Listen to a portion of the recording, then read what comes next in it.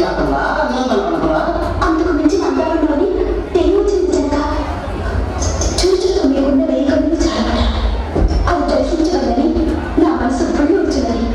మానసంలో సందర్శనాపేక్ష నీకు కలిగిన యోచన లేక ఈ గర్భపోతుడి ఆలోచన సహాయం సహప్రలోచన గతకాలమున కాలబోధన నామమున సాధికమైన ప్రస్తుత కాలమున నిష్కారణంగా కళ్ళములకు భూలోకవతం ముందు నా విద్య పాటిది.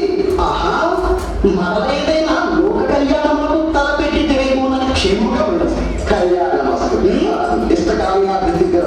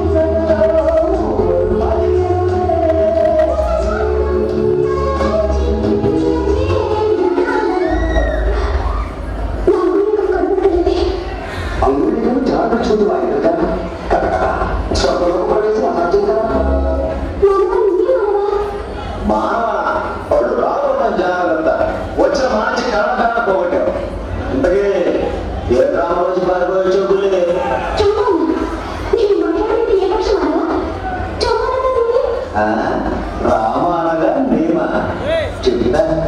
ఇప్పుడు గ్రాంధిక భాష మాట్లాడుతూ వాడుతున్నావే దీన్ని డ్రామా అంటారు. మీరు డ్రామా కంపెనీ వాళ్ళ కోసం ఎంత ఉన్నామే వెళ్ళమ్మా.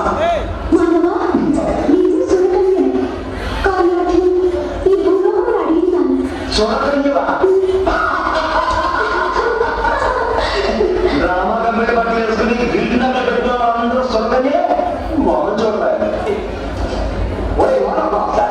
ఇది చూసావా నంబర్పూర్ అని ఒంటి మీద 50 లక్షలు ఖరీదు చేసే నవ్వుతో ఎక్కడితో వెళ్ళిపోయిందా? Idea sir. ఆవిడే కనుక మనకు దొరికితే రాజుగారికి అప్పగించి 100 రూపాయలు బక్షిస్తుంటే ఇవ్వచ్చు. ఏం కూడా నీకు మాలో ఎక్కడికో వెళ్ళిపోయాలా?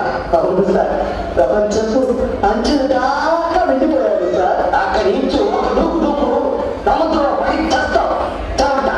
50 లక్షల రూపాయల నగలు ఒంటి మీద ఉంటే ఆ లక్షల గురించి ఆలోచించాలి కానీ 100 రూపాయల పక్షి గురించి ఆలోచిస్తారా? పక్షి మాలకం ఆ రాణి కానీ నాకు దొరికితే రాణి సార్ నిజమే మాలకం. అవును సార్, చాలా నగలు ఉన్నాయి. అవును సార్ కదా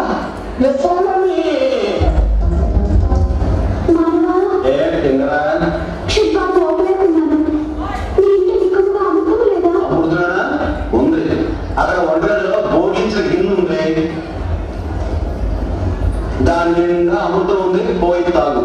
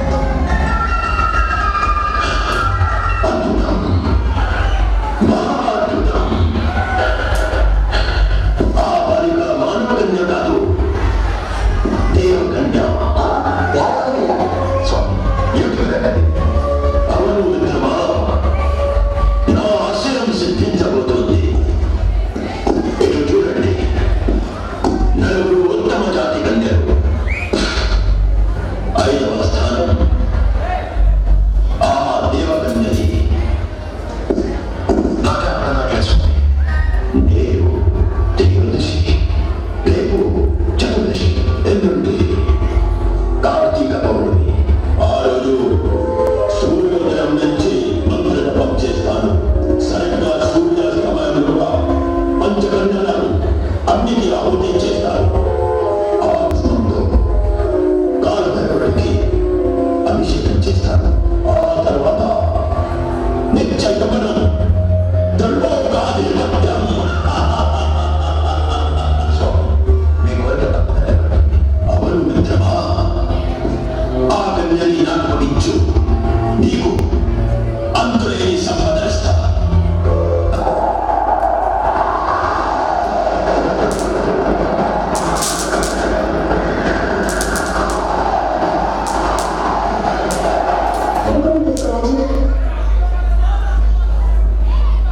వద్దు దుర్జా, ఈ దుష్ట శక్తిని అంతం చేయడానికి దివ్య శక్తులతో పని లేదా, ఈ మానవ శక్తి చాలా.